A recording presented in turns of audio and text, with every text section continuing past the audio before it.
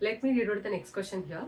The question is E naught cell for the redox reaction 2Ag plus Cu2 plus 2Ag, where silver ion is undergoing for reduction and copper ion is undergoing for oxidation, is 0.46 volt. Calculate the equilibrium constant of the reaction. They are asking for Kc, that is K, equilibrium constant of the reaction they are asking. Let me write first given things here. The given things is that E naught cell is 0.46, right? And N value, that is number of electrons exchanged between the left hand side of the reaction and right hand side of the reaction. That is, here 2Ag plus ion is undergoing for reduction to give 2Ag, that is silver metal here. So copper is undergoing for oxidation with a exchange of again loss of 2 electrons, and here it is a gain of 2 electrons, which means that N value is 2 here, and they are asking for equilibrium constant K value. So the formula to calculate this equilibrium constant is E naught cell is equal to 0.059 upon N log K. Okay, so we have to find out this K here. So the formula becomes log K is equal to E naught cell into N upon 0.059 value. So now we know E naught cell value, that is log K is equal to E naught cell value is 0.46 and the number of electron exchange is 2 here. So it is multiplied by 2 and 0.059. Okay. So upon multiplying this 0.46 into 2 and upon 0.059, we will get the answer as 15.59. Okay. Now log K is equal to, it is 15.59, but we want only K, that is equilibrium constant. So K is equal to the log when it is towards the left hand side, when it comes towards the right hand side, that is from LHS to RHS, log becomes anti-log. So anti-log of 15.59.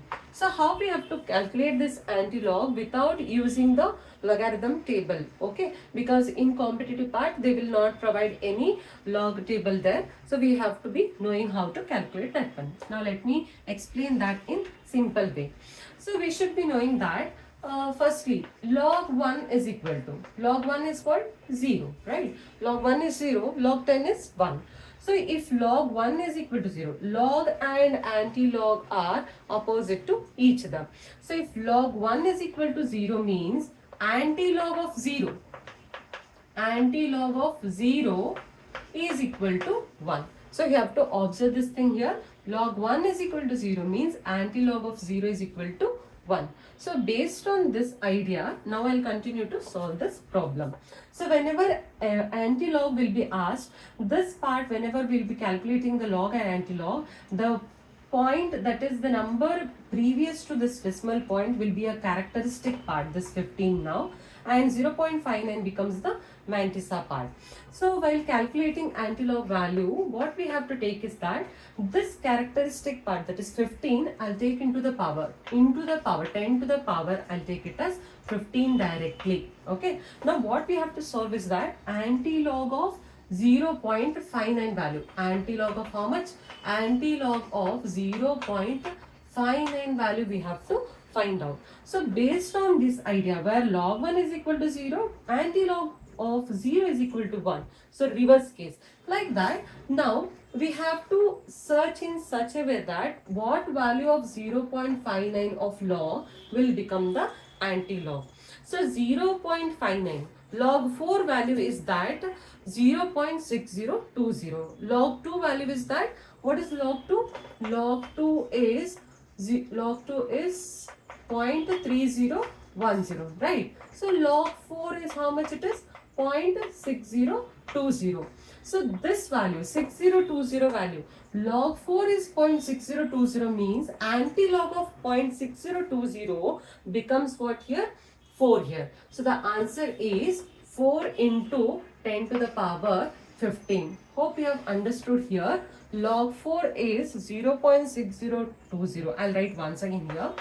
Log 4 is equal to 0.6020 means anti-log of, okay, anti-log of 0.6020 is equal to how much here? It will be 4 here. Why? Because log and anti-log are opposite to each other. That's how you have to remember the anti-log values. Previous to that one, you should be knowing the values from log 1 to 10. Then only you are able to solve the problems in competitive part without using any log table then.